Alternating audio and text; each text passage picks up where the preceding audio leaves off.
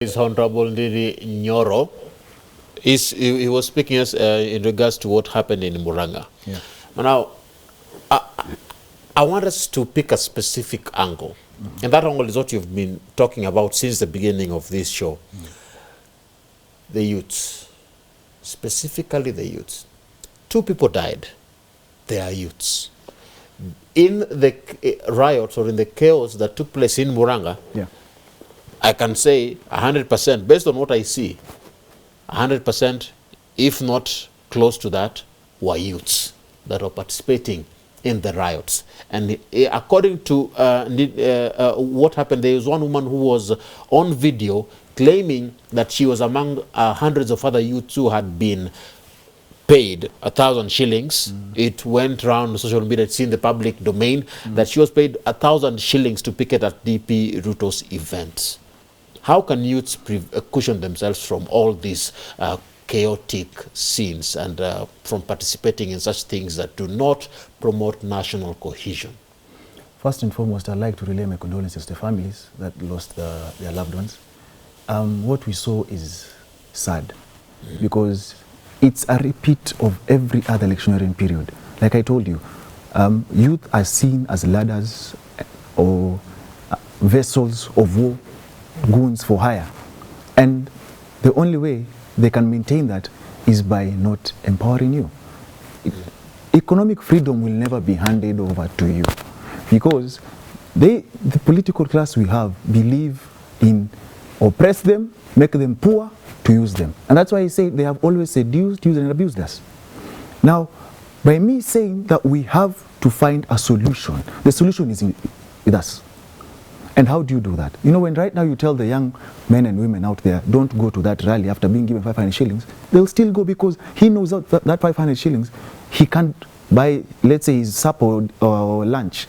Now, if we, as young men and women, love our country more than we love ourselves, you know, that's the most important part.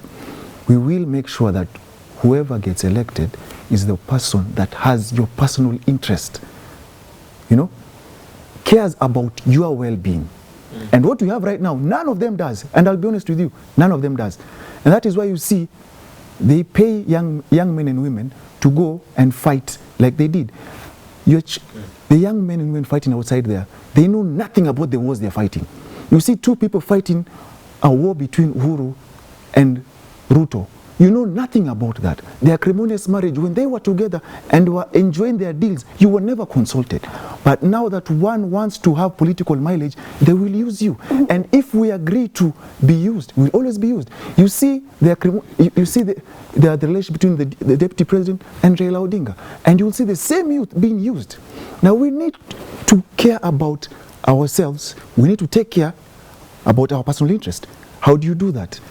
Fight for what matters to you. What matters to you is your economic freedom. That's the most important thing. But you see, at the same time, you know, these pictures will be running on your screen. You can see there, this is near a certain church. Tear gas canisters were thrown at the event, and these were all youths. You see, you mentioned about hustlers. They are trying to connect with their leader. And George, you say that we don't have parliamentarians who are youths. You say they're just youthful, and maybe you can clarify that. How is it that the youths can lead the nation? If you look at this, do you think the youths can be able to take charge? Ram, first, let me relay my condolences to the departed. But again, I want to say that, Ram, there is what puts me in a Pandora situation. Are youths vulnerable or are they marginalized? The answer lies with whoever wants to interpret vulnerability and marginalization. But as George, I want to say that the youths are marginalized. And those who have led the youth to be marginalized are the same politicians. Because you cannot talk of a group that is majority, then you talk of this group to be marginalized. The youths have also been subjected to a situation where they cannot even be employed. Yes, they can be employed, but the government has put stringent measures to somebody who has just completed university or college. The integrity issues you need to use over 6,000 for you to clear so that you be employed. And these are the same people who will want to maintain the status quo so that they use you in these particular activities so that you are a recipe for war. You are a goon for hire. DP Ruto himself condemned this violence and he blamed it on his political opponents. And he said this, and I quote, he said, "I must condemn this with the strongest terms possible. We must not use our youths for our selfish acts. Politicians should keep off our youths from such. Muranga will decide for themselves." This is a narrative that has been there over and again. When politics come, we see youths engaged in wars, we see youths engaged in violence, but then the politicians will keep on blaming the other side. And Ram, let me say why I say that there should be no narrative of hustlers. You know, once you have made these people to believe in you that you are a hustler, and they know also themselves that they are a hustler, just because you, the same politicians, have made them to be marginalized. They are going to perform the things that are unbelievable. And once these are done, they blame the opponent. Who knows whether the government did that? And who is government? Who is Ruto? Because, you know, you cannot deassociate the DP and the government. But he himself has condemned such acts because, and he has made himself quite. That would mean the government was condemning this, because we cannot say that he condemned this and blaming the other part of the government. The only thing is that, Ram, we have just been changing the forest and not changing the monkeys. This is the key problem. This is the sole problem. The monkey business comes back again. Yes. Yeah, and Nurdin. Yeah. And let me quote David Murathe. Yeah. He said this: "How is it possible that the deputy president never had these kinds of shenanigans in his own backyard? When was the last time that the DP held Harambes in Eldoret or Baringo for that matter? Why is it that he comes to Mount Kenya to incite, divide, and to provoke?" End of quote. That is the David Murathe. He's quoting the DP is acting. You see, in the colonial period, you divide and rule. So he's trying to say that he's trying to divide the mountain, as he's saying. Now, first and foremost, I don't subscribe to the school of thought of Harambes. You are in government, for example. Why are you doing an Harambe? Why don't you make life better for the people so that you don't have to come down there? And that is why when you had the new constitution, we were trying to get rid of the Harambes. Because, you know, remember back then, Harambes were the norms of campaigning. Now, when you go back to what Murathe is saying, to be fair to him, he's trying to paint a picture where the DP has, or he's taking care of his block so as to not have any wars there. Now, in Central, for example, let us be honest. You see, when people are hungry, it is so easy to charge them. Not just in Central, let's say the country. And the DP knows where to touch. And that's the young men and women. Remember, this government promised us jobs.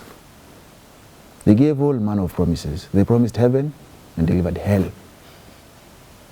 They talk about, they have scrapped all those recommendations for you to get a job, but they're still there. You ask a young man, you're supposed to, let's say you're straight from university, you've graduated, superb, then you're looking for a job. And they tell you, you need 5 years experience. So you ask yourself, were they supposed to be born with that experience? But those are some of the ways they try to suppress the young men and women. And that is what I'm talking about, economic freedom. So are you saying that what we saw in Muranga is like something that has been bottled That's up, an eruption. that erupted? Yes, and it isn't like what the member of parliament did in Nyoro is saying, that it was something that was planned and orchestrated by a specific group of people. I wouldn't hold a brief for any of our politicians, because with them anything is possible. One can organize. You know, with them you can never take a bullet for any of our politicians, because they are not leaders. They are politicians, selfish interests. You know, so there might be an element of planning. There might be an element of both planned, but one was overpowered. And there might be an element of people are just tired. Speaking of selfish interests, do you think isn't it not selfish when someone donates? things like wheelbarrows and businesses to people. Why don't you subscribe to that notion? Not that I don't like donating these things. Ram, what I mean is, these things are good, and I accept them. But should you maintain the status quo of somebody? I believe in somebody who can uplift me from that border to something better. Look at my papers. Look at what I've done for training. The deputy is targeting something, and it is because of this target that he has that we're talking about 2022. Yeah. On Friday afternoon, the Secretary General of Jubilee Party, Raphael Tuju, he made an address to the nation. Yeah. It was a press briefing, and in his statement, and I would like to quote part of it, he said that, and I quote, the NMC, that is the National Management Committee, has recommended to the NEC that the DP ceases to be the deputy party leader after he opened the so-called Jubilee Assembly offices that are reserved for him and his allies until such a time that his development of Jubilee Assembly is discussed at the NEC at the NEC. Now, Honorable Tuju described the Deputy President's action as an, and I quote, attempted power grab, adding that the Deputy exhibited arrogance, insolence, disrespect to the President Uhuru Kenyatta. Does this, in your view, reflect the same as a sign of an attempt to grab power?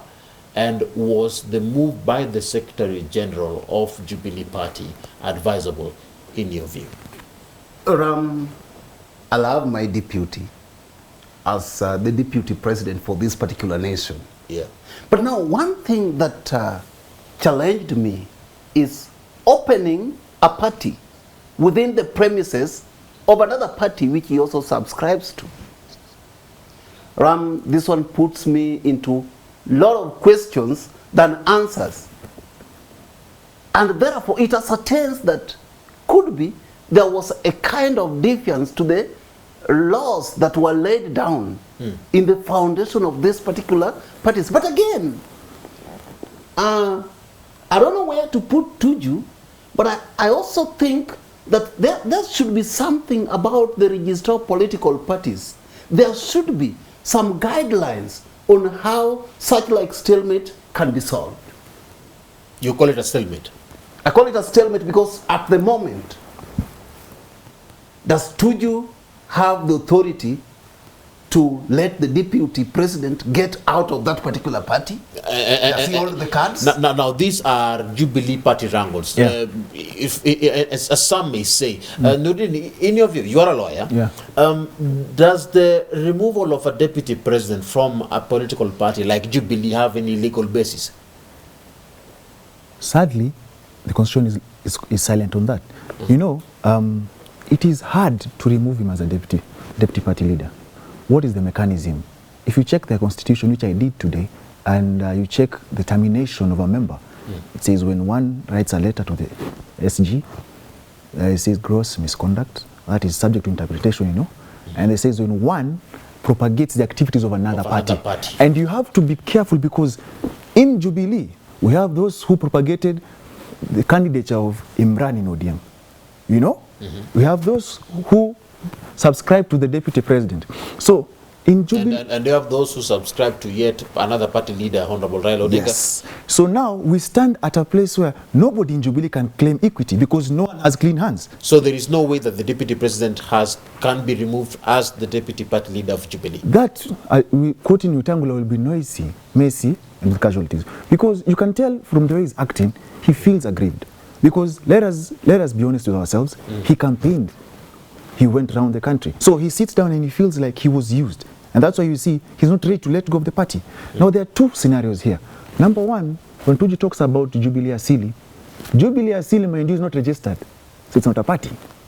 So DP is wise. He calls that a place like here where we can just come and you and I share ideas, you know, because it's not registered. So still he's a Jubilee Party member. Jubilee still is not registered. Even if you check the political parties registry, it's not registered. It's more or less like a conference place where they just talk, where they air their grievances to each other. Now, the other angle is he might be targeting to leave Jubilee. He might want to leave Jubilee, and it's hard for him to leave. So he'd like the sympathy route, where they are playing to his card. If at all that's his plan. And all this started because of the handshake. Yes.